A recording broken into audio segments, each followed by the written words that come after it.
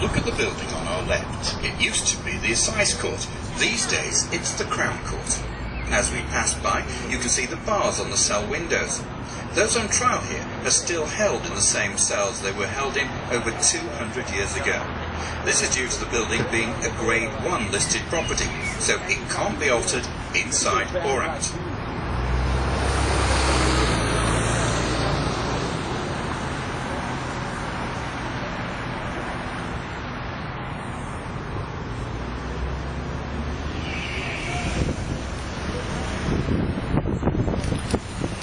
On the left you can see the last remaining section of Castle Wall. Up left as we pass the circular drum tower, and you can see where the drawbridge would have been at the base of the wall. Ahead we can see a square tower, marking the end of this section of the city wall. This is Fishergate Postern Tower, which stands where the wall met through the fosse, which would have been much wider then than it is today. There were 6 postern towers on the walls of York. Postern means rear or side entrance, and this is the only such tower still remaining. As we turn into Leadmill Lane, look to the right on the wall of the tower, just above head height. There's a stone projection sticking out. This projection is part of a garderobe, which is a medieval toilet chute. The waste would come out of the chute and drop directly into the King's Fish Pool down below. Over the hedge to the left is the graveyard of St George's Church, which has just one upstanding headstone in it. Those on the bottom deck may see the headstone through the gates as we turn. This is the grave of Dick Turpin, the notorious Georgian highwayman. Dick Turpin was buried in the graveyard of the original St George's Church in 1739. Since his death, Turpin has become a romantic in English history, but the truth is far from the legend. The legend tells of a man who jump out from behind the trees in front of stagecoaches shouting, "Stand and deliver your money or your life." It was at this point that he would give him the money and everybody would go home happy. In truth, he was believed to be a thief, poacher, burglar and murderer. Not a nice man. And he never had a horse called Black Bess. That was made up about 100 years after his death in a novel called We move into Walmergate. This street was originally called Walbergate, possibly named after the female Viking warrior named Walber. It's one of York's oldest streets, following the line of the ancient Roman road to the east. Looking to the right, you'll see a lovely timber frame building. This is called Bowes Moral House and dates back to around 1400. In the 1800s, it was known as Kilmartin's, a lodging house for the poor. It said if you couldn't get a bed for the night, they would stretch a length of rope out from one end of the room to the other, and you would sleep, hanging over the rope. This was known as a penny lean, and it's possibly where you get the saying from, he can sleep on a clothesline.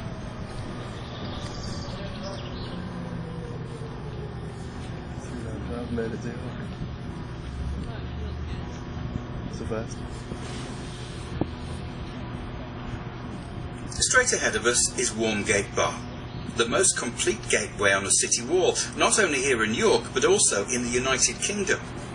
This is because it still retains its barbican, which is the tunnel-like structure on the outside of the gateway.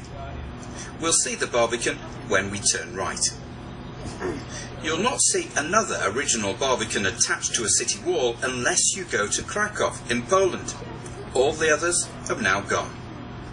On the inside of the bar you can see an Elizabethan gatekeeper's house, which stands on 2 stone pillars, one either side of the central archway. We don't know where the pillars are from, but we do know they are of Roman origin. The gate would only have had one arch.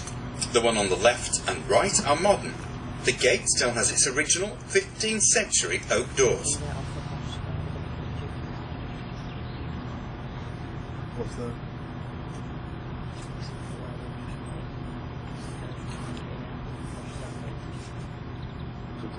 The barbican is an extra defensive structure on the outside of the gate. It's a double gateway formed by two walls, which stretch out into the road ahead for about 18 metres, that's 60 feet. The purpose of the barbican was to slow down or trap any attackers in the tunnel between the inner oak doors and the outer doors, which were made of iron. Do you know them? The defending soldiers on the wall above could then attack those trapped below, firing arrows, throwing down rocks, and boiling liquids.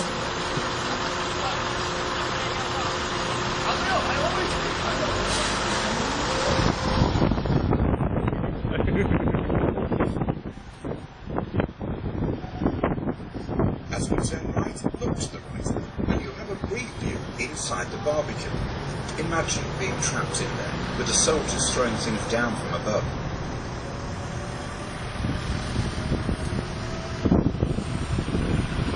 This stretch of the city wall, from Warmgate Bar to Fishergate Bar, was the last to be built about 700 years ago.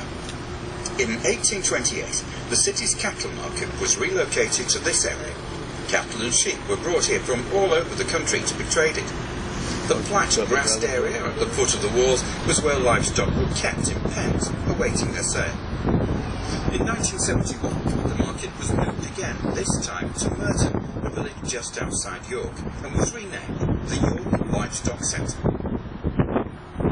On our left is the Barbican Leisure Centre, which is named after the Barbican at nearby Warmgate Bar. This is where the UK Snooker Championship has been held many times, and is also music and entertainment.